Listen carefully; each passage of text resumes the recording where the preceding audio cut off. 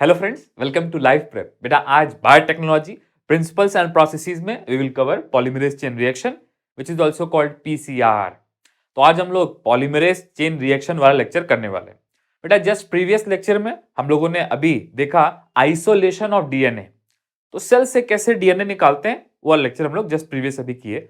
उसके बाद एनसीईआरटी में एक छोटा सा पैराग्राफ है रिस्ट्रिक्शन एंडोन्यूक्लियस का, उसको हम लोगों ने पहले ही कर लिया है। लेकिन एनीवेज अब वक्त आ गया जब हम लोग पॉलीमरेज चेन रिएक्शन देखेंगे। ठीक है, तो सबसे पहले तो मैं बेसिक बता दूं पॉलीमरेज चेन रिएक्शन क्या है। ठीक है, तो याद रखो कि फॉर एग्जांपल अगर आपको ह्यूमन इंसुलिन का जीन निकालना है, ठीक है, क्या निकालना है बेटा, ह्यूमन जीन निकालना है। कौन सा वाला, मान लो इंसुलिन का जीन निकालना है। ठीक है, सो यू मस्ट नो कि ह्यूमन इंसुलिन का जीन कहां है। वैसे तो ह्यूमन जीनोम तो बहुत बड़ा है, लेकिन इंसुलिन का जीन कहां पाया जाता है, फॉर एग्जांपल लेट अस से क्रोमोसोम 11 पे पाया जाता है।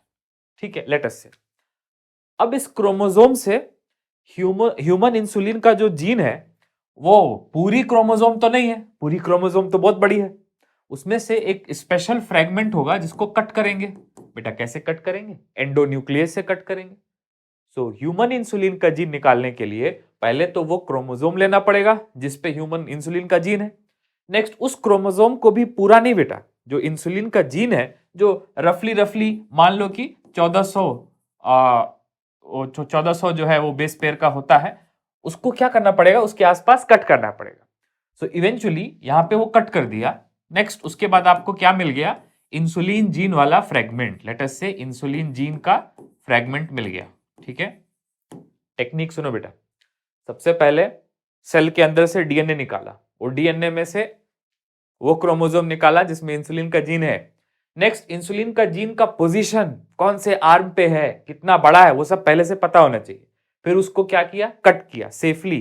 ठीक है, तो इंसुलिन जीन से थोड़ा सा बड़ा डीएनए का फ्रेगमेंट मिल गया अपने को। अब इस फ्रेगमेंट को क्या कराना है, अपने को क्या कराना है, क्लोन कराना है। क्या कराना है, क्लोन। लेट अस से क्या कराना है, इसको रेप्लिकेट कराना है बेटा। क्या कराना है, रेप्लिकेट, इसकी मल्टीपल कॉपीज बनानी। क्यों, क्योंकि ये वो फ्रेगमेंट है जिसके अंदर इंसुलिन का जीन है, that is our gene of interest. तो इसको अपने को क्या करना पड़ेगा, इसकी कॉपी बनानी पड़ेगी। लेकिन अगर मैं इसको एंजाइम दे दूं, डीएनए पॉलीमरेज, ये वो सारे एंजाइम, हेलिकेज, तो क्या ये रेप्लिकेट करेगा, ये रेप्लिकेट नहीं करेगा बेटा। कोई भी डीएनए फ्रेगमेंट रेप्लिकेट तब तक नहीं करता जब तक उसके पास ओरिजिन ऑफ रेप्लिकेशन ना हो। तो अगर आपने इतनी मेहनत करी कि ह्यूमन बीइंग के क्रोमोसोम से इंसुलिन जीन का फ्रेगमेंट निकाल लिया, फिर भी आप उसको क्लोन नहीं कर सकते, क्योंकि उस जीन के पास, एक जीन के पास जनरली ओरिजिन ऑफ रेप्लिकेशन नहीं होता।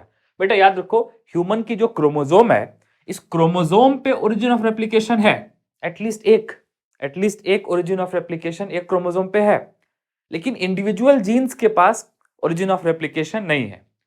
सो this is a very good statement कि one chromosome has at least one origin of replication, but ये जो एक जीन है, each gene do not have their origin of replication. तो ये बहुत अच्छा स्टेटमेंट बनता है। नेक्स्ट, अब ये जो इंसुलिन जीन है या इंसुलिन जीन बियरिंग फ्रेगमेंट है, इसको अपने को क्या कराना पड़ेगा, क्लोन। और याद रखो, क्लोन कराने के लिए, रेप्लिकेट कराने के लिए ओरिजिन ऑफ रेप्लिकेशन कौन प्रोवाइड करता है, क्लोनिंग वेक्टर्स। कौन प्रोवाइड करता है, क्लोनिंग वेक्टर्स। तो इसको क्या करेंगे, क्लोनिंग वेक्टर के साथ लाइगेट कराएंगे, तो क्या बन जाएगा, रिकॉम्बिनेंट डीएनए। क्या, रिकॉम्बिनेंट डीएनए, जिसमें क्लोनिंग वेक्टर और ये जीन ऑफ इंटरेस्ट मिले होंगे। लेकिन बेटा एक बहुत इंपॉर्टेंट बात और है, याद रखो, जो छोटे जीन ऑफ इंटरेस्ट होते हैं, जो बहुत बड़े नहीं होते साइज में, उनको रेप्लिकेट कराने के लिए एक और टेक्निक है, वो है पीसीआर।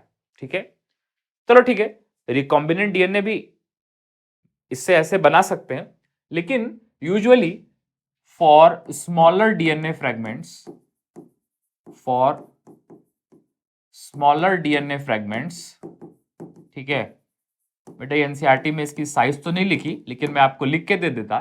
ठीक है, लेट अस से जिसकी साइज जो है वो 0.1 से लेके 10 किलो बेसिस तक की है। किलो बेसिस मतलब 10,000 बेसिस तक की है। ठीक है, इतने बड़े फ्रेगमेंट को, जिसकी साइज 100 बेस पेयर से लेके लेट अस से 10,000 बेस पेयर तक है, या बेसिस बोलो, उतनी बड़ी है, तो इसको रेप्लिकेट कराने के लिए पीसीआर जनरली यूज होता है। By the way this data is not given in NCERT, just मैंने एक्सप्लेन करने के लिए लिखवाया कि छोटे डीएनए फ्रेगमेंट को रेप्लिकेट कराने के लिए किसका यूज करते हैं, पीसीआर का। ठीक है, चलो ठीक है, एक बार फिर से समझते हैं। मान लो आपको ह्यूमन इंसुलिन का जीन रेप्लिकेट कराना है, उसकी मल्टीपल कॉपी बनानी है। तो सबसे पहले ह्यूमन इंसुलिन का जीन कौन से क्रोमोसोम पे है ये पता होना चाहिए। उस क्रोमोसोम के पास तो ओरिजिन ऑफ रेप्लिकेशन है। ओरिजिन ऑफ रेप्लिकेशन वो सीक्वेंस होती जहां पे रेप्लिकेशन स्टार्ट होता है। तो ये क्रोमोसोम तो रेप्लिकेट कर सकती है, लेकिन ये जीन, जो एक जीन है, वो अलग से रेप्लिकेट नहीं कर सकता।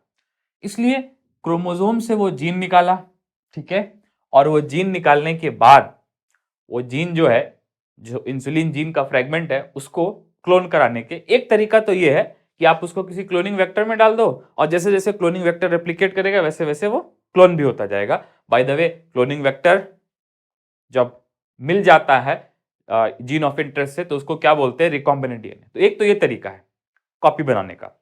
दूसरा तरीका ये है कि पॉलीमरेज चेन रिएक्शन कर दो भाई साहब। लेकिन इन दोनों में फर्क है, याद रखो, क्लोनिंग की अप्रोच पीसीआर भी है। क्लोन अगर आपको बनाना है इंसुलिन जीन का, तो उसका तरीका पीसीआर भी है, और उसका तरीका क्लोनिंग वेक्टर भी है, रिकॉम्बिनेंट डीएनए बनाना भी है। लेकिन इन दोनों में एक बहुत बड़ी डिफरेंस है। याद रखो, पीसीआर से डीएनए का फ्रेगमेंट तो कॉपी हो सकता है, लेकिन पीसीआर में सिर्फ रेप्लिकेशन होता है, मतलब कॉपी बन सकता है, उससे फिर इंसुलिन जीन एक्सप्रेस नहीं हो सकता। इंसुलिन जीन का कॉपी तो आप बना सकते हो, लेकिन इंसुलिन जीन से आप प्रोटीन नहीं बना सकते। तो पीसीआर में आप प्रोटीन नहीं बना सकते। लेकिन ये जो क्लोनिंग वेक्टर होते हैं, जैसे फॉर एग्जांपल प्लाज्मिड, ये सेल के अंदर चले जाते हैं, और सेल के अंदर जाने के बाद ये एक्सप्रेस भी हो सकते हैं, मतलब प्रोटीन भी बना सकते हैं। सो अगर आप इंसुलिन जीन को पीसीआर से क्लोन कर रहे हो, तो जीन की कॉपी तो बन जाएगी, लेकिन प्रोटीन नहीं बनेगा बेटा। लेकिन अगर आप इंसुलिन जीन को क्लोनिंग वेक्टर का यूज करके क्लोन कर रहे हो, तो वो not only cloning vector copy बनाएगा, but also may be express भी हो जाएगा, और उससे इंसुलिन का प्रोटीन भी बन जाएगा। तो अल्टीमेट गोल तो प्रोटीन बनाना है ना। सो प्रोटीन बनाने के लिए कभी ना कभी उसको रिकॉम्बिनेंट डीएनए बना के होस्ट सेल के अंदर डालना ही पड़ेगा। तो कभी ना कभी रिकॉम्बिनेंट डीएनए बना के होस्ट सेल के अंदर डालना ही पड़ेगा। जैसे फॉर एग्जांपल अगर प्लाज्मिड है, तो होस्ट सेल क्या होता है उसका, बैक्टीरिया। अगर YAC है, तो होस्ट सेल क्या होता है, east, so on and so fourth. ठीक है, सो अल्टीमेटली पीसीआर के बाद भी जो फ्रेगमेंट बनते हैं ना, उनको भी क्या करना पड़ता है, रिकॉम्बिनेट करके होस्ट सेल में डालना ही पड़ता है। सो ये एक इंपॉर्टेंट पॉइंट है which should be noted down. तो एक बार फिर से अप्रोच समझते हैं। अप्रोच क्या है, ह्यूमन का इंसुलिन जीन अपने को रेप्लिकेट कराना है, ठीक है। तो सबसे पहले यू मस्ट नो कि इंसुलिन जीन कहाँ है, किस पोजीशन पे है, किस मार्कर पे है, किस लोकस पे है, किस आर्म पे है क्रोमोसोम के, कौन से क्रोमोसोम के। Once you know all the detail, और यू नो कि कौन सा एंजाइम से इसको कट करना है कि इंसुलिन जीन अलग हो जाए, so there is a lot of hidden detail in this. लेकिन if you know all of it, then you can do it. Those people who manage this kind of stuff, they know कि कौन सा gene कौन से chromosome पे है, कौन सा रेस्ट्रिक्शन एंडोन्यूक्लियस यूज करना है। So anyways, you get insulin gene containing fragment. अब इस फ्रेगमेंट को क्लोन कराना पड़ता है। या तो आप इस फ्रेगमेंट को किसी क्लोनिंग वेक्टर में डायरेक्टली डाल दो और वो होस्ट सेल में चला जाए, या तो आप जीन को क्लोन करने के लिए छोटा जीन को स्पेशली पीसीआर कर दो, उसमें जीन की बहुत जल्दी बहुत ज्यादा कॉपीज बन जाती हैं। So this is a quick way to create multiple copies of DNA. ठीक है, this is a quick way to create many many copies of DNA fragment. तो पीसीआर का फुल फॉर्म क्या है, पॉलीमरेज चेन रिएक्शन, ठीक है। Why do you call it chain reaction? Because यहां पे क्विकली डीएनए की मल्टीपल कॉपीज बनेगी। चेन रिएक्शन का मतलब क्या है बेटा, जिसमें एक्सपोनेंशियल ग्रोथ हो, ठीक है। So chain reaction basically means exponential growth, ठीक है। एक्सपोनेंशियल ग्रोथ मतलब 2 पावर n में ग्रो करेगा, I'll show you, ठीक है। और तो और पॉलीमरेज का क्या मतलब है, यहां पे बेसिकली डीएनए पॉलीमरेज, क्या, डीएनए पॉलीमरेज, ठीक है। तो ध्यान से सुनना बेटा, पॉलीमरेज चेन रिएक्शन और पीसीआर बेसिकली मींस जल्दी जल्दी डीएनए का polymerization, exponential growth in number of DNA fragments using polymerase. What polymerase? DNA polymerase. इसके बारे में हम लोग बात करेंगे, ठीक है। चलो, तो अभी तक हम लोगों ने देखा कि अगर जीन का कॉपी बनाना है, और स्पेशली अगर जीन छोटे साइज का है, जल्दी जल्दी कॉपी बनाना है, तो उसके लिए one of the method is PCR. PCR method को नहीं पढ़ा, पीसीआर का बस नाम पढ़ा, लेकिन अल्टीमेटली पीसीआर करने के बाद भी प्रोटीन नहीं बनता, डीएनए से डीएनए बनता है, ठीक है। बेसिकली पीसीआर में डीएनए के एक फ्रेगमेंट से डीएनए के मेनी फ्रेगमेंट बनते हैं, ठीक है। ऐसे लिख लेते हैं, बिलियन फ्रेगमेंट्स बनते हैं 30 पीसीआर साइकिल्स में, ठीक है। अभी समझाएंगे। तो डीएनए से डीएनए बनता है बेटा पीसीआर में, लेकिन डीएनए से अगर प्रोटीन बनाना है तो फिर उस रिकॉम्बिनेंट डीएनए बना के उसको होस्ट सेल में डालना ही पड़ेगा, अदर देन दैट कोई तरीका नहीं है। सो अगर क्वेश्चन आपको ऐसा आता कि डीएनए से जल्दी जल्दी डीएनए की कॉपी बनाना है, which of the following modalities is a common way to do it, तो उसका आंसर क्या हो जाएगा? पीसीआर। लेकिन अगर क्वेश्चन बदल के आता बेटा, अगर ऐसा क्वेश्चन आता कि अगर प्रोटीन बनाना है, अल्टीमेटली डीएनए को एक्सप्रेस कराना है, then you can not do it through PCR. PCR is only to create multiple copies of gene quickly. लेकिन अगर उसको आपको प्रोटीन बनाने में यूज करना है या एक्सप्रेस कराना है, ऐसा कोई वर्ड आ गया, एमआरएनए बनाना है, प्रोटीन बनाना है, ट्रांसलेट कराना है, एक्सप्रेस कराना है जीन को, तो जीन एक्सप्रेशन के लिए पीसीआर नहीं है, जीन रेप्लिकेशन के लिए पीसीआर है। जीन एक्सप्रेशन के लिए you have to create recombinant DNA, और रिकॉम्बिनेंट डीएनए को होस्ट सेल में डालेंगे ही, तभी कुछ चांसेस है कि होस्ट सेल उसको क्या कर दे? एक्सप्रेस कर दे, ठीक है। तो चलो अब पीसीआर का स्टेप पढ़ते हैं, ठीक है। सो बेसिक जो नोट्स जो चाहिए होते, अगर आप स्पेशली पहली बार पढ़ रहे हो, इसको जरूर लिखना, ठीक है। पीसीआर क्या है? PCR is a laboratory method.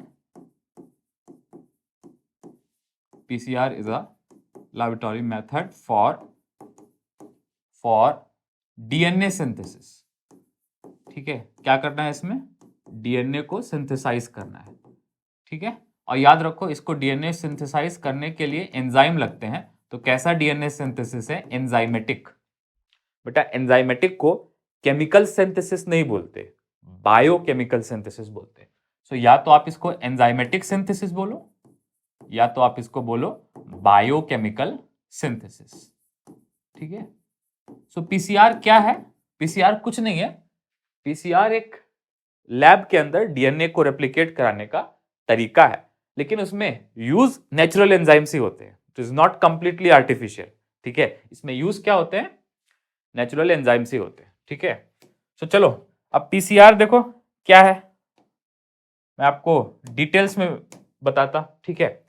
सबसे पहले तो मान लो ये क्या है? एक डीएनए फ्रेगमेंट है, ठीक है। We will not go into much detail, लेकिन जितना पता होना चाहिए वो मैं सब बताऊंगा आपको।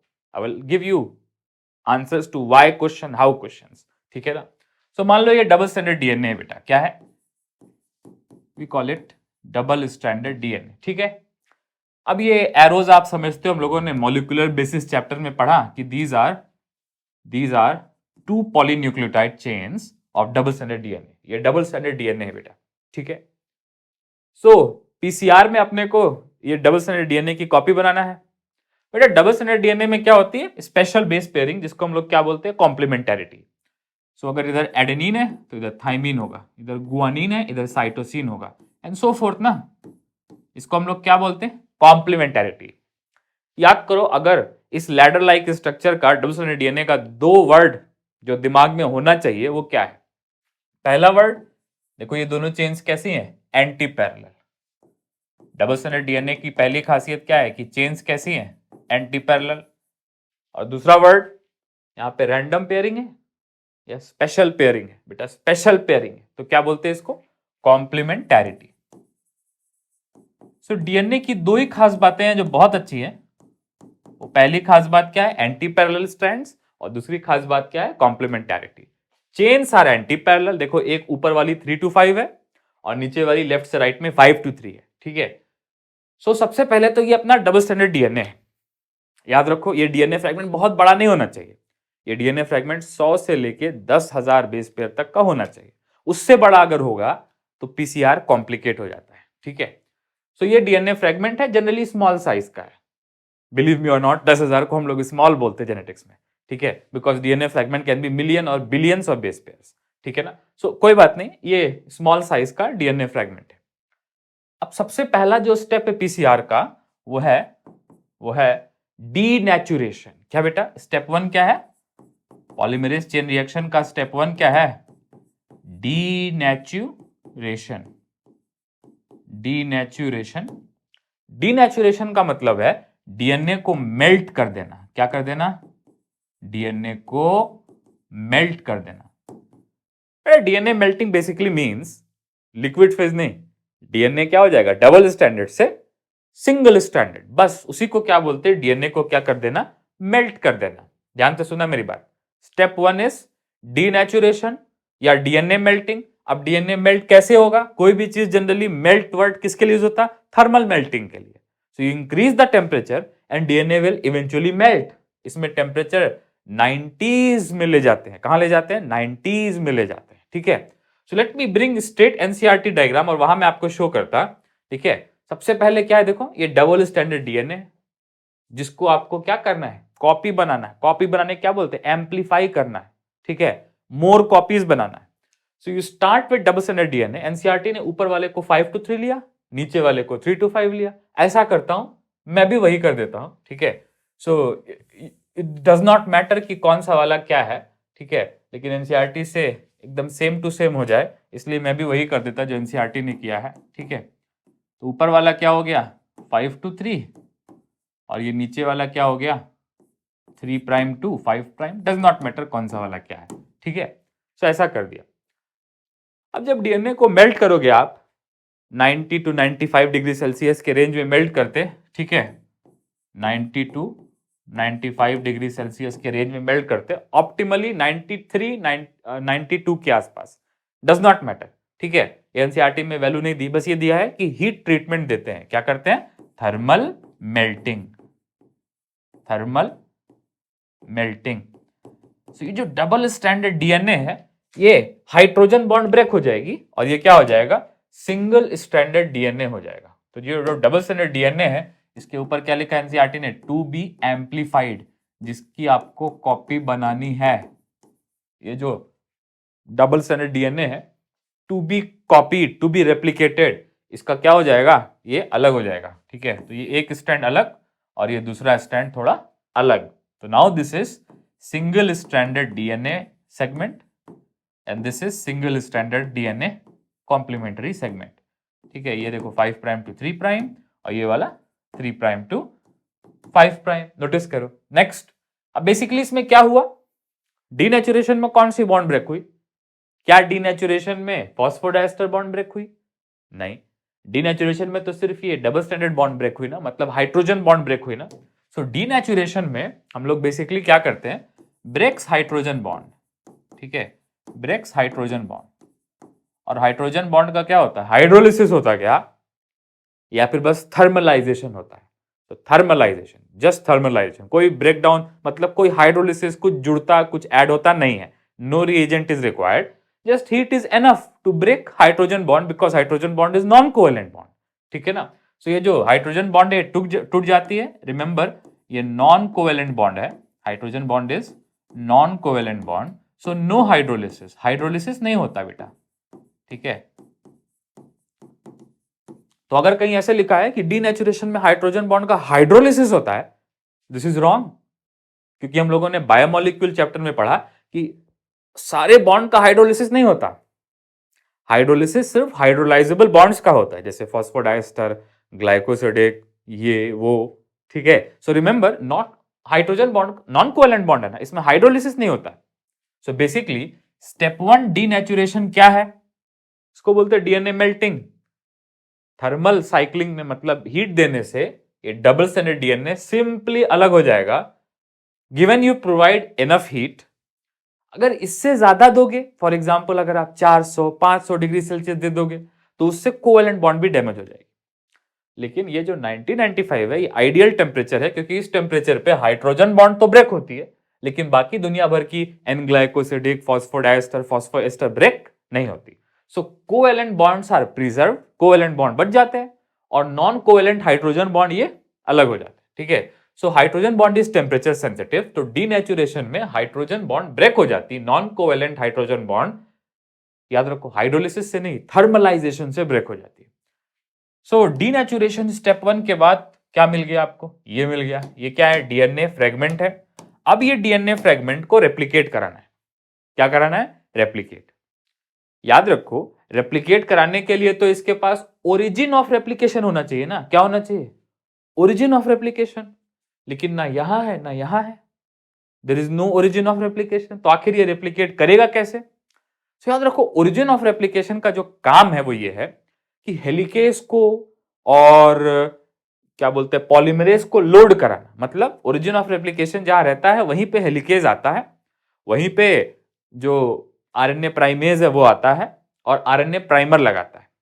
लेकिन यहां पे तो ऑलरेडी अलग अलग है डीएनए फ्रेगमेंट। यहां पे अगर हम लोग सिर्फ इसको एक आर्टिफिशियली सिंथेसाइज्ड प्राइमर दे दे। क्या दे दे बेटा? Artificially synthesize primer. तो वो प्राइमर 3 प्राइम एंड प्रोवाइड करेगा जिसको डीएनए पॉलीमरेज आगे खींचेगा। ठीक है, याद रखो डीएनए पॉलीमरेज को 3 प्राइम एंड चाहिए। फॉर एग्जांपल, अगर मैं डीएनए पॉलीमरेज से यहां चालू कर दूं तो डीएनए पॉलीमरेज यहां कुछ नहीं कर पाएगा। डीएनए पॉलीमरेज यहां पे भी लेट्स से यहां पे कुछ नहीं कर पाएगा, यहां पे भी डीएनए पॉलीमरेज कुछ नहीं कर पाएगा। लेकिन अगर मैं यहां पे पहले से आरएनए प्राइमर दे दूं, ठीक है, तब RNA primer 3 prime and provide करेगा और ये 3 प्राइम एंड को डीएनए पॉलीमरेज आगे खींच पाएगा। समझो आप। सो 3 प्राइम एंड प्रोवाइड करने के लिए पहले तो क्या लगेगा? पहले लगेगा प्राइमर, जो मैं येलो कलर से बना रहा हूं, और ये प्राइमर के लिए ओरिजिन ऑफ रेप्लिकेशन चाहिए। लेकिन याद रखो, origin of replication natural primers के लिए चाहिए। अगर आप आर्टिफिशियल प्राइमर दे दो, मतलब लैब में केमिकली बनाए हुए प्राइमर दे दो, then you actually don't require origin of replication. ठीक है, सो बेसिक फंडा ये है कि अगर मैं यहां पे आर्टिफिशियली सिंथेसाइज्ड प्राइमर्स दे दूं, ये देखो दे दिया मैंने यहां पे। ठीक है, देखो एनसीईआरटी ने क्या किया है, एनसीईआरटी ने थोड़ा फ्रेम के अंदर बनाया है, तो मैं भी फ्रेम के अंदर बना रहा। ठीक है, ऐसा एकदम एंड पे नहीं। लेकिन याद रखो 3 प्राइम एंड के पास में क्या चाहिए होते हैं? प्राइमर्स। क्या चाहिए होते हैं? प्राइमर्स। एक बात और, जब नेचुरली प्राइमर्स लगते हैं तो आरएनए प्राइमर्स लगते हैं। हम लोगों ने रेप्लिकेशन में पढ़ा कि when naturally primers are stalled during DNA replication, तो छोटे से आरएनए प्राइमर लगते हैं। पेज पलट के देखो बेटा, एमबीआई चैप्टर में देखो कि जब डीएनए रेप्लिकेट नेचुरली करता है तो आरएनए प्राइमर लगते हैं और बाद में रिप्लेस होते हैं। लेकिन जब पॉलीमरेज चेन रिएक्शन होता है तो आप यहां पे नेचुरली सिंथेसाइज्ड क्या लगाओगे? ये तो आर्टिफिशियल लगा रहा है ना। ये जो येलो कलर के छोटे छोटे प्राइमर्स लगे जिनका काम है 3 प्राइम एंड देना, they are not RNA polymers. क्योंकि अगर आप यहां आरएनए प्राइमर लगा दोगे तो फिर इनको निकाल के वापस डीएनए लगाने का मैकेनिज्म तो नहीं है, ये नेचुरली तो नहीं हो रहा है ना, ये तो आप कर रहे हैं ना। सो यहां पे हम लोग डीएनए प्राइमर्स लगाते हैं। तो कहीं लिखा नहीं है लेकिन, but this is a very strong concept. याद रखना आप इस बात को कि डीएनए रेप्लिकेशन में नेचुरली जब प्राइमर्स लगते हैं तो आरएनए प्राइमर्स होते हैं और वो बाद में रिप्लेस हो जाते हैं एक्सोन्यूक्लियस आके, हम लोगों ने पढ़ा। लेकिन जब इसमें पॉलीमरेज चेन रिएक्शन में जब प्राइमर लगता है, जो हम लोग आर्टिफिशियली सिंथेसाइज पॉलीमर लगाते हैं, तो ये पॉलीमर डीएनए का ओलिगोन्यूक्लियोटाइड होता है, ये प्राइमर। ठीक है, सो याद रखो ये हम लोगों ने प्राइमर लगाया। इस प्रोसेस को हम लोग बोलते हैं, लेट अस से स्टेप नंबर 2। स्टेप नंबर 2 क्या बोलते हैं इसको बेटा? Primer annealing. क्या? Primer annealing. हालांकि अनीलिंग का मतलब बेसिकली होता है ज्वाइनिंग, मतलब लगाना। लेकिन annealing in genetics strongly means single standard DNA से डबल स्टैंडर्ड डीएनए बनाना। सो अनीलिंग जेनेटिक्स में एक बहुत टेक्निकल वर्ड है जिसका मतलब है सिंगल स्ट्रैंड को डबल करना। इसको क्या बोलेंगे? अनीलिंग। सिंपल लैंग्वेज में, इंग्लिश लैंग्वेज में, इंडस्ट्री में एनीलिंग का मतलब होता है जोड़ना, फिक्सिंग टू थिंग्स। लेकिन यहां पे एनीलिंग का मतलब है सिंगल स्टैंडर्ड डीएनए से डबल स्टैंडर्ड डीएनए बनाना। ठीक है, अब याद रखो उसके लिए प्राइमर का यूज हो रहा है। और मैं फिर से बता दूं, they are not RNA primer, they are DNA primers. ठीक है ना। सो यहां पे लिख दे रहा हूं मैं DNA primers. DNA primers, DNA primers जो यूज होते हैं वो बहुत बड़े होते हैं या ओलिगोन्यूक्लियोटाइड होते हैं? छोटे 7-8 बेस पेयर के होते हैं ना, या ऐसा बोलो 7-8 न्यूक्लियोटाइड के होते हैं ना, ठीक है। So DNA primers are short DNA polymers, या फिर बेटर कॉल देम ओलिगोन्यूक्लियोटाइड्स, छोटे छोटे पॉलीमर्स होते हैं, दे आर ओलिगोन्यूक्लियोटाइड्स। ये कहां लगाए जाते हैं? ये देखो ना, 3 प्राइम एंड की तरफ लगाए जाते हैं। जो पेरेंट डीएनए है, जो व्हाइट डीएनए है, उसके 3 प्राइम एंड की तरफ लगा रहना। सो ये जो प्राइमर्स होंगे, ये primer should be complementary to 5 prime end, या फिर they should be complementary to 3 prime end. देखो ना किधर लग रहे हैं, 3 प्राइम एंड की तरफ लग रहे हैं ना प्राइमर्स, ठीक है। 3 प्राइम एंड की तरफ लग रहे हैं ना प्राइमर्स। सो प्राइमर्स क्या है? They are first of all they are DNA primers and they are oligonucleotides, ठीक है ना, and they are stalled complementary to, कौन से एंड की तरफ ये कॉम्प्लीमेंट्री होना चाहिए यार? आप मुझे बताओ कौन से एंड की तरफ कॉम्प्लीमेंट्री होना चाहिए? 5 प्राइम एंड की तरफ लगा क्या प्राइमर? नहीं लगाना, 3 प्राइम एंड्स की तरफ लगाना, ठीक है। So they are stalled complementary to 3 prime ends of single stranded DNA. Single stranded DNA मतलब ये जो व्हाइट डीएनए है, इसके 3 प्राइम एंड, व्हाइट वाले डीएनए के 3 प्राइम एंड के कॉम्प्लीमेंट्री क्या लगने चाहिए? छोटे छोटे डीएनए प्राइमर्स। अब ये डीएनए प्राइमर क्या प्रोवाइड करते हैं? 3 प्राइम एंड। याद रखो ये जो प्राइमर्स हैं, ये कैसे प्राइमर्स हैं? आर दे नेचुरल और are they synthetic? They are of course synthetic. क्यों बेटा? नेचुरल क्यों नहीं है? क्योंकि नेचुरल प्राइमर लगाने के लिए प्राइमेज एंजाइम चाहिए, और प्राइमेज एंजाइम लगाने के लिए ओरिजिन ऑफ रेप्लिकेशन चाहिए। यहां तो नहीं है origin of replication, which means these primers are engineered DNA constructs. These primers जो यहां पे प्राइमर लगे हैं, ये एंजाइम से नहीं बने। I mean, ये जो प्राइमर है ये पहले से प्रिपेयर्ड प्राइमर्स हैं, जो बस डीएनए अलग हुआ और यहां पे प्राइमर ढक से जाके लग जाएंगे, ठीक है।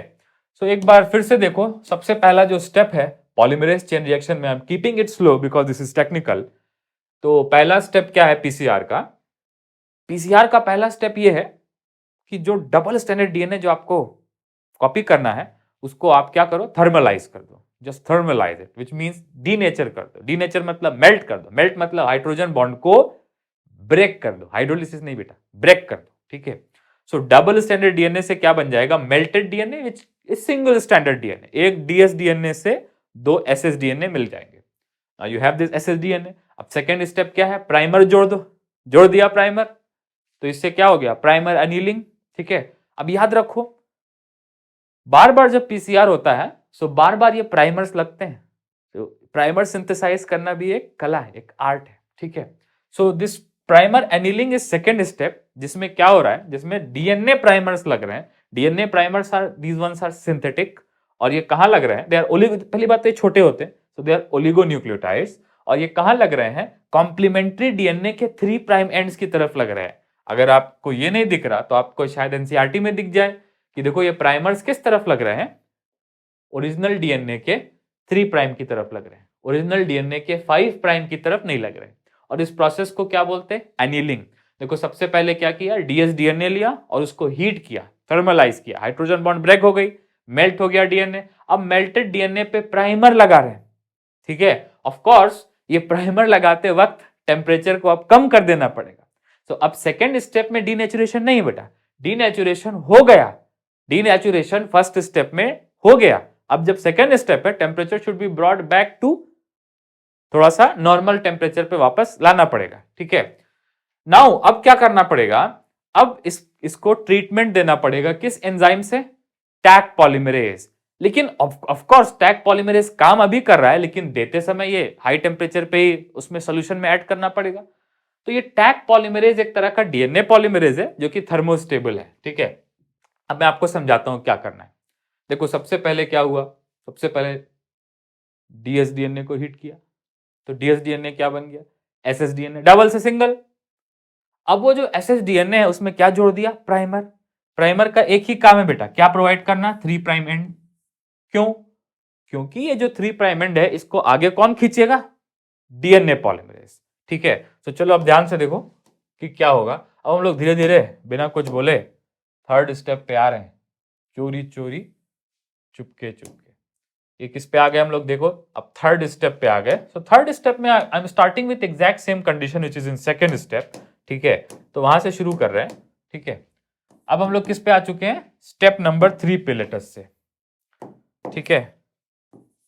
तो स्टेप नंबर 3 को आप बोल सकते हो पॉलीमराइजेशन, ठीक है। ये जो स्टेप नंबर 3 है, ये एनिलिंग के बाद वाला जो स्टेप है, इसको आप बोल सकते हो पॉलीमराइजेशन, या बेटर कॉल इट एक्सटेंशन या फिर इलॉन्गेशन। तो इसके बेटा 3 नाम हो गए, तीनों नाम मैं आपको लिखवा देता। पहला नाम क्या हो गया, एक्सटेंशन, जो स्टैंडर्ड नाम है इसका वो क्या है, कौन सी टेंशन, एक्सटेंशन। नेक्स्ट, फिर उसके बाद 2 वर्ड और क्या आ गया, आप you can call it polymerization, क्योंकि इसमें पॉलीमरेज एंजाइम का यूज हो रहा है, पॉलीमेराइजेशन। और आप इसी को बोल सकते हो, ठीक है, इलॉन्गेशन। डीएनए चेन इसमें इलॉन्गेट होगी ना, तो आप क्या बोल सकते हो, इलॉन्गेशन, ठीक है। Very good. अब ये जो प्राइमर से ये क्या प्रोवाइड कर रहे हैं, 3 प्राइम एंड। हम लोगों ने डीएनए एप्लीकेशन में पढ़ा कि जो एंजाइम होता है डीएनए पॉलीमरेज, ठीक है, ये क्या कर सकता है, डीएनए पॉलीमरेज ये ऐड कर सकता है डीऑक्सी न्यूक्लियोटाइड्स को, मतलब डीएनए न्यूक्लियोटाइड्स को at 3 prime end, 3 prime end पे कर सकता है। लेकिन याद रखो ये प्रोसेस जब हो रहा है, तब इस प्रोसेस के होते के दौरान टेम्परेचर बहुत ज्यादा तक जा रहा है। तो हम लोग ऐसे कोई भी डीएनए पॉलीमरेज नहीं ले लेंगे। देखो मेरे सेल का, आपके सेल का, मोस्ट यूकैरियोट्स के सेल का, इवन मोस्ट बैक्टीरिया के सेल का जो डीएनए पॉलीमरेज होता है, उसको अगर 95 पे ले जाओ तो वो डीनेचर हो जाता है, परमानेंटली खराब हो जाता है, permanent damage in protein when you heat it. जैसे फॉर एग्जांपल अगर आप किसी प्रोटीन को हीट कर दोगे 100 डिग्री सेल्सियस तक, 95 तक, तो वो परमानेंटली डैमेज हो जाएगा। ये हम लोगों ने कहा पढ़ा, ये हम लोगों ने पढ़ा बायोमोलिक्यूल में, कि जब आप प्रोटीन को ठंडा करते हो तो वो टेम्परेरी इनएक्टिव स्टेट में जाते हैं।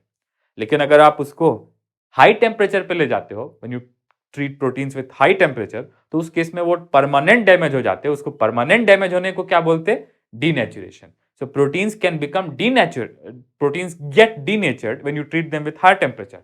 लेकिन याद रखो अगर ऐसा वैसा डीएनए पॉलीमरेज होगा तो खराब हो जाएगा।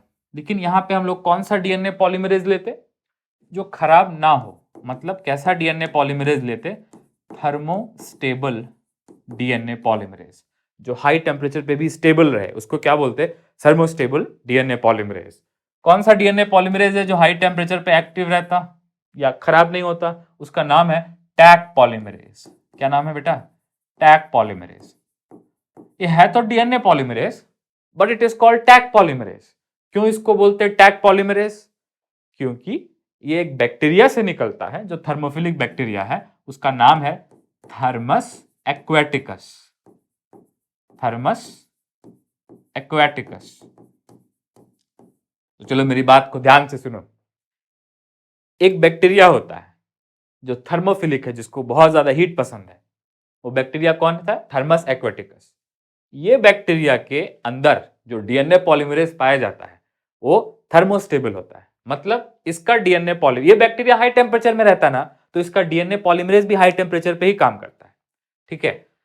सो डीएनए पॉलीमरेज अगर आप कोई भी यूज कर लेते तो वो खराब हो जाता 90+ डिग्री सेल्सियस पे। लेकिन यहाँ पे कौन सा यूज कर रहे हैं, यहाँ पे यूज कर रहे हैं thermostable DNA polymerase, which is Taq polymerase. So Taq polymerase is a DNA polymerase which is obtained from a prokaryotic source, which is Thermus aquaticus. और ये बैक्टीरिया से लिया हुआ Taq polymerase, DNA polymerase PCR में use होता है। So PCR में Thermus aquaticus नाम के बैक्टीरिया से लिया गया, एक्सट्रैक्ट किया गया एक डीएनए पॉलीमरेज यूज होता है 3 प्राइम एंड को इलोंगेट करने के लिए। उस प्रोसेस को क्या बोलते हैं बेटा, एक्सटेंशन। सबसे पहले कौन सा स्टेप था, डीनेचुरेशन, जिसमें डीएस डीएनए से क्या बना, एसएस डीएनए। उसके बाद क्या आया, प्राइमर एनीलिंग, जिसमें टेम्पलेट डीएनए के, सिंगल स्टैंडर्ड डीएनए के 3 प्राइम एंड पे सिंथेटिक डीएनए प्राइमर्स लग गए, जिन्होंने क्या प्रोवाइड किया, 3 प्राइम एंड। अब वो 3 प्राइम एंड को एक्सटेंड करने के लिए डीएनए पॉलीमरेज चाहिए, लेकिन टेम्परेचर तो 90-95 कर दिया था पहले। उस टेम्परेचर पे डीएनए पॉलीमरेज कैसे काम करेगा, इसलिए ऐसा डीएनए पॉलीमरेज ले आओ जो हाई टेम्परेचर पे भी खराब ना हो, जो हाई टेम्परेचर जो चीज खराब नहीं होती उसको अंग्रेजी में बोलते हैं थर्मोस्टेबल। सो थर्मोस्टेबल डीएनए पॉलीमरेज का यूज करते हैं फाइनल स्टेप में, which is step number 3, which is called extension. So tag polymerase is used in which step?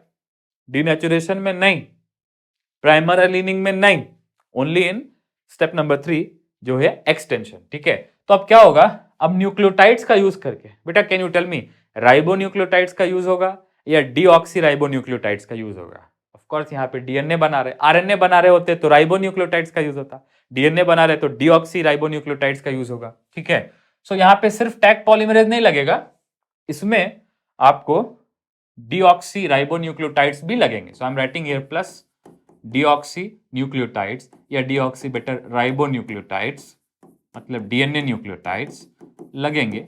ठीक है, डीएनए न्यूक्लियोटाइड का सोर्स कौन होता है याद है? एमबीआई चैप्टर में पढ़ा था, डीऑक्सी न्यूक्लियोसाइड ट्राइफॉस्फेट्स, ये लगेंगे। ठीक है, as energy source as well as substrate, ये लगेंगे।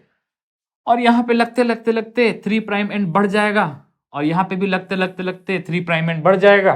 बेटा इसको किसने बढ़ाया? इसको बढ़ाया डीएनए पॉलीमरेज ने। कौन से डीएनए पॉलीमरेज ने? टैग पॉलीमरेज ने। किसने? टैग पॉलीमरेज ने। ठीक है, टैग पॉलीमरेज। तो ये 3 स्टेप हो गए, और देखो अल्टीमेटली क्या हुआ इससे, ये जो डीएनए था, जो एक था वो कितना हो गया? वो 2 हो गया। देखो ये भी एक डीएनए हो गया, this one is one complete new DNA.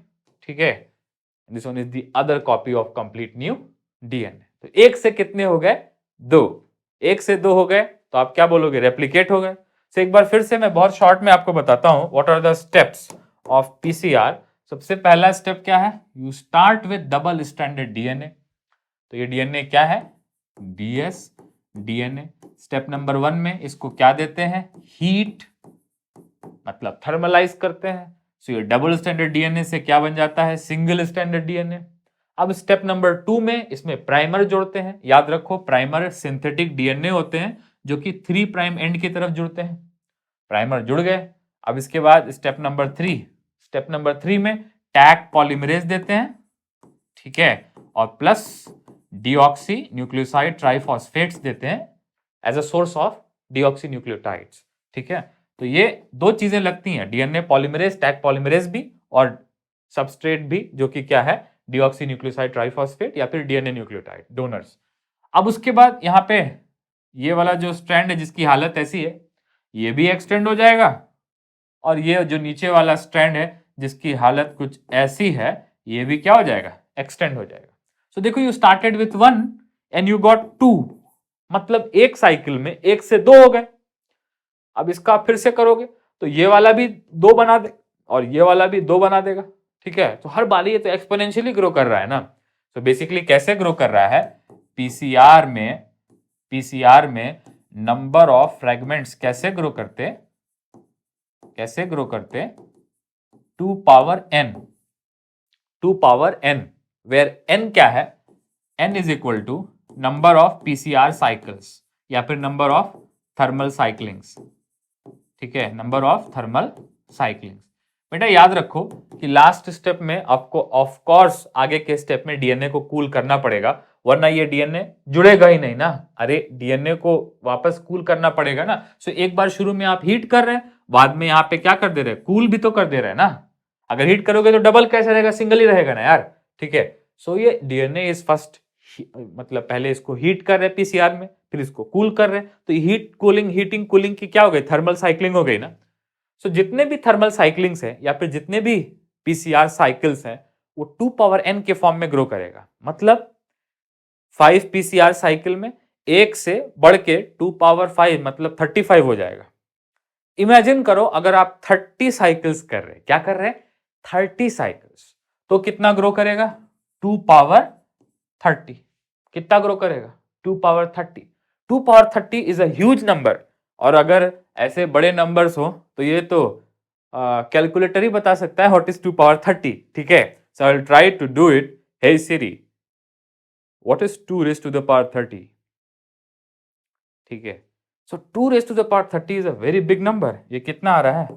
1073741824। तो जैसा कि आप देख पा रहे हो 30 साइकिल्स में 100 करोड़ से भी ज्यादा हो गए, 1,73,741,824। सो अगर 30 बार आप ये साइकिल करो, ठीक है, क्या करो, if you do 30 cycles, so starting with 1 dsDNA you will get रफली, इसको आप रफली क्या बोलोगे, 1 बिलियन कॉपीज। ठीक है, तो कितने बार एम्पलीफाई हो गया, 1 बिलियन गुना क्या हो गया, एम्पलीफाई हो गया।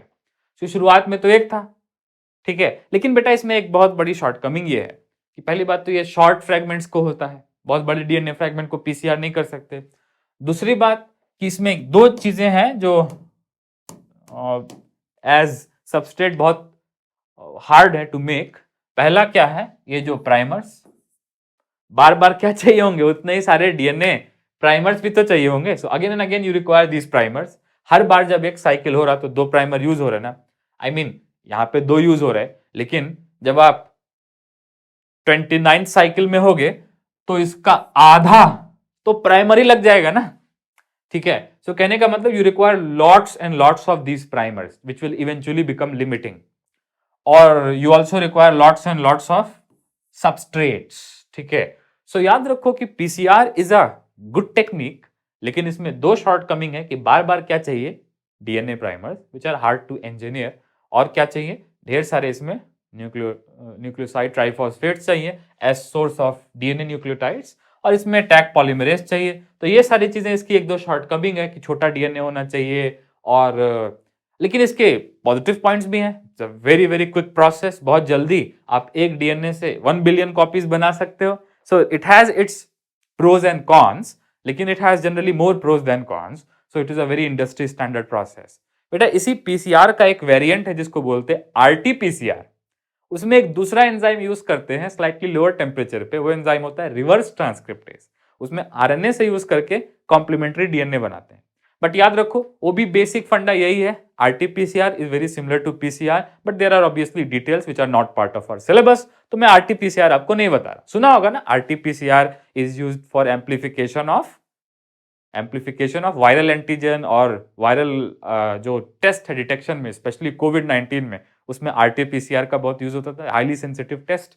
ठीक है, सो कोई बात नहीं, ये क्या है, ये बस एक पीसीआर का प्रोलॉग है, और इसको हम लोग एक बार डिटेल में एनसीईआरटी से पढ़ लेते हैं कि क्या लिखा है, then we are done.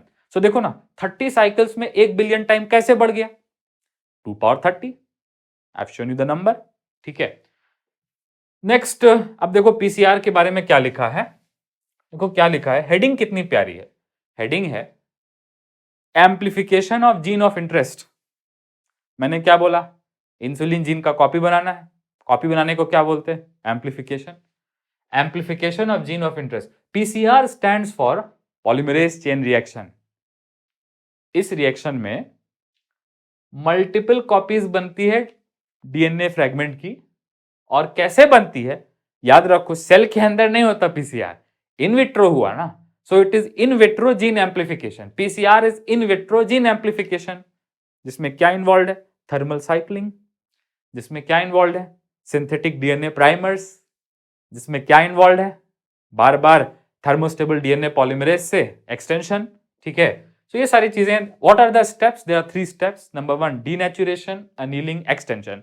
These steps are in order, which means denaturation के बाद एक्सटेंशन नहीं होता, डीनेचुरेशन के पास क्या चाहिए, एनीलिंग। किसकी एनीलिंग, प्राइमर की एनीलिंग, देन क्या चाहिए, एक्सटेंशन। और याद रखो यहाँ पे दो चीजें लगती हैं एक्सटेंशन में, पहली बात तो thermostable DNA polymerase which is tag polymerase, and next deoxy nucleotides, जिसके डोनर क्या होंगे, डीऑक्सी न्यूक्लियोसाइड ट्राइफॉस्फेट्स। ठीक है ना। नेक्स्ट उसके बाद एनसीईआरटी में क्या लिखा देखो, लेट मी फिक्स इट। हाँ क्या लिखा कि, ध्यान से सुनना, गड़बड़ मत करना, जब डीएनए रेप्लिकेट होता है नेचुरली तो आरएनए प्राइमर्स लगते हैं, ठीक है, रेप्लिकेशन फॉर्क पे, और वो आरएनए प्राइमर बाद में रिप्लेस हो जाते हैं डीएनए से, दैट इज डिटेल। लेकिन जब पीसीआर होता है तो डीएनए प्राइमर्स लगते हैं। ध्यान से देखना, कहीं ऐसा नहीं लिखा है कि आरएनए प्राइमर्स लगते हैं, देखो सेट्स ऑफ प्राइमर्स लगते हैं, small chemically synthesised oligonucleotides that are complementary to regions of DNA. लेकिन कहीं ये नहीं लिखा कि they are small RNA nucleotides, they are DNA nucleotides. क्योंकि ट्रू रेप्लिकेशन में जब नेचुरली रेप्लिकेशन होता है तो आरएनए प्राइमर्स लगते हैं और वो आरएनए प्राइमर्स बाद में एक्सोन्यूक्लियस हटा देता है, वो एडिशनल डिटेल है. लेकिन पीसीआर में तो आप यूज कर रहे हैं ना, तो जो आप कर रहे हो वही होगा ना, मतलब फिर कोई एक्सोन्यूक्लियस आके तो नहीं हटाएगा ना.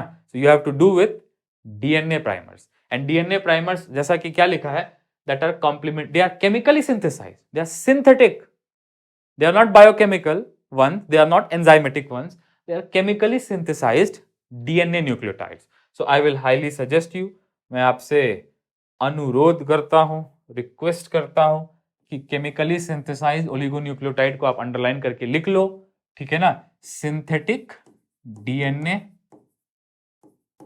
Synthetic DNA oligonucleotides, synthetic DNA oligonucleotides which are complementary to the region of DNA. लेकिन आप बताओ कौन से रीजन में लगते हैं ये? 3' end of template. देखा ना, 3' पे लगते हैं. जो टेम्पलेट डीएनए था उसके 3' end पे लग रहे थे ना. नेक्स्ट, चलो ये प्राइमर लग गया.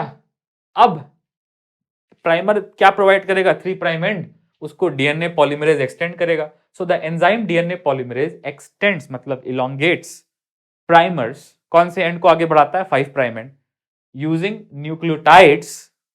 कौन से न्यूक्लियोटाइड्स बेटा? डीएनए बन रहा है, DNA nucleotides provided in the reaction. तो आपको न्यूक्लियोटाइड बार बार देने पड़ेंगे, सोर्स देना पड़ेगा. And the genomic DNA as template. तो जो मेन डीएनए है, जो जीन से लाए आप, इंसुलिन जीन फॉर एग्जांपल, उसको टेम्पलेट की तरह यूज करके नया डीएनए बनेगा using DNA polymerase. If the process of replication of DNA is repeated many times, the segment of DNA can be amplified, मतलब उसकी बहुत सी कॉपीज बन जाएगी, ठीक है, to approximately 1 billion times. बेटा 1 billion टाइम कब बनेगी? कितने साइकिल्स में? रफली 30 साइकिल्स में. कितने साइकिल्स में? 30 साइकिल्स में. Am I making sense? Are made. Such repeated amplification is achieved by use of, कैसा डीएनए पॉलीमरेज चाहिए होगा? थर्मोस्टेबल, जो हाई टेम्परेचर पे खराब ना हो, क्योंकि पहले ही स्टेप में आप डीनेचर कर दे रहे ना. सो अगर डीएनए को अलग करते में एंजाइम भी डीनेचर हो गया तो कहे का कोई फायदा होगा क्या? नहीं, because polymerase activity will be lost. तो डीएनए पॉलीमरेज कैसा होना चाहिए? थर्मोस्टेबल. और ये डीएनए पॉलीमरेज भी नेचर से उठाते हैं हम लोग. कौन से बैक्टीरिया से? Thermus aquaticus. एक बात और, थर्मस एक्वेटिकस थर्मो एसिडोफाइल नहीं है, मतलब ये आर्की बैक्टीरिया नहीं है, ये थर्मोफिलिक यू बैक्टीरिया है. It is not Archie bacteria, it is you bacteria. Next, which remain active during high temperature. मतलब हाई टेम्परेचर पे थर्मोफिलिक जो बैक्टीरिया है, थर्मस एक्वेटिकस, इससे एक एंजाइम निकलता है, वो डीएनए को रेप्लिकेट करता है even at higher temperatures, even when the temperature is in 90s. So obviously replication करते समय उतना ज्यादा टेम्परेचर नहीं चाहिए, लेकिन डीनेचरेशन के टाइम पे उतना टेम्परेचर एटलीस्ट चाहिए. सो ये थर्मल साइक्लिंग में, या ऐसे बोलो पीसीआर साइक्लिंग में, एक बार में 1 से 2 बनेंगे, फिर 2 से 4 बनेंगे, फिर 4 से 8 बनेंगे, and you keep on growing exponentially. So if you do it 30 cycles, if you do it for 30 thermal cyclings, you are eventually going to get more than, in excess of 1 billion copies, जो अभी आपने number देखा. I hope this lecture was helpful. Thank you so much for watching. I'll see you in the next video.